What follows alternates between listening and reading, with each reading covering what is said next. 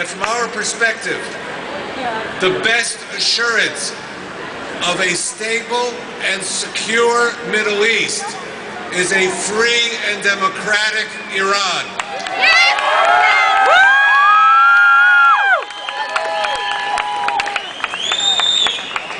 60 years ago, or more,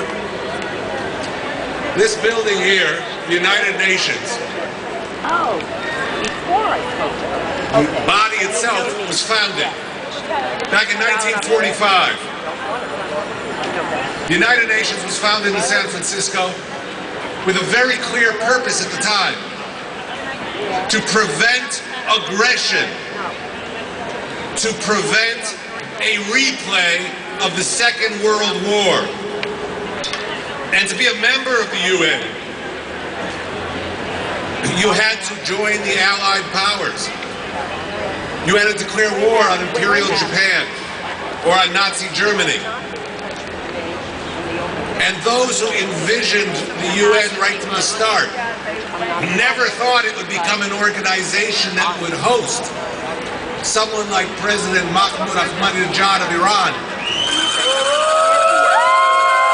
who, as Erwin Cotler stated earlier, the former Justice Minister of Canada, is guilty of the crime of incitement to genocide. The UN wasn't designed to invite somebody who's involved in the massive denial of human rights of his people. Yeah. The UN was not designed to host somebody who threatens his neighbors, not just Israel. This year, the regime of Mahmoud Ahmadinejad and the ayatollah Ali Khamenei declared that Bahrain was a province of Iran, not an independent Arab state, not a member state of the United Nations, but ought to be absorbed by the Iranians. Has anyone come to their defense? Is anyone standing up to the threat of Iran? Let me warn you, there are a lot of people in the West who want to put you to sleep. They don't want you to think about what that regime of Ahmadinejad represents. They want to tell you it'll be okay. Just like the United States deterred the Soviet Union during the Cold War, it can deter a nuclear Iran. They ask you, North Korea had 2 nuclear tests. Did the sky fall? No. Pakistan has nuclear weapons. Was it the end of the world? No. So Iran will get nuclear weapons. Big deal. What they don't understand is what it means for the largest exporter of international terrorism in the world, that has attacked Israelis, that has attacked Arabs, that attacked the U.S. Marines in Beirut in 1983. It doesn't understand what it means to give a force like that nuclear weapons. When you were attacked in this city on 9/11, the Taliban who hosted Al-Qaeda did not have nuclear weapons. They did not have long-range missiles, and therefore you could set an example. And the United States and its allies took down the Taliban regime. True, they ran for Pakistan, but nonetheless, you set an example to the world. If you give sanctuary to an organization that tries to blow up New York City or any place in the American homeland, your regime is jeopardized.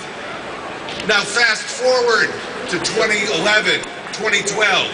If we make a mistake today and Iran gets nuclear weapons, and Hezbollah, which is the Al-Qaeda of the Shiites, attacks in New York, in Washington, or in London, can you respond against the nuclear Iran the way you responded against the Taliban in 2001? No. And therefore the balance of forces in the world will now work for the benefit of international Islamic terrorism in a way that you've never seen. And that's why the issue of a nuclear Iran is not just the issue of Israel, the issue of Bahrain, the issue of the Strait of Hormuz. It's an issue of the security of this city. It's an issue of the security of our entire Western alliance. And therefore, anybody who puts you to sleep and tells you a nuclear Iran, that's a problem far away. They are misrepresenting the truth, and they are putting all of us at risk. I've been saying over the last month that it is 5 minutes to midnight.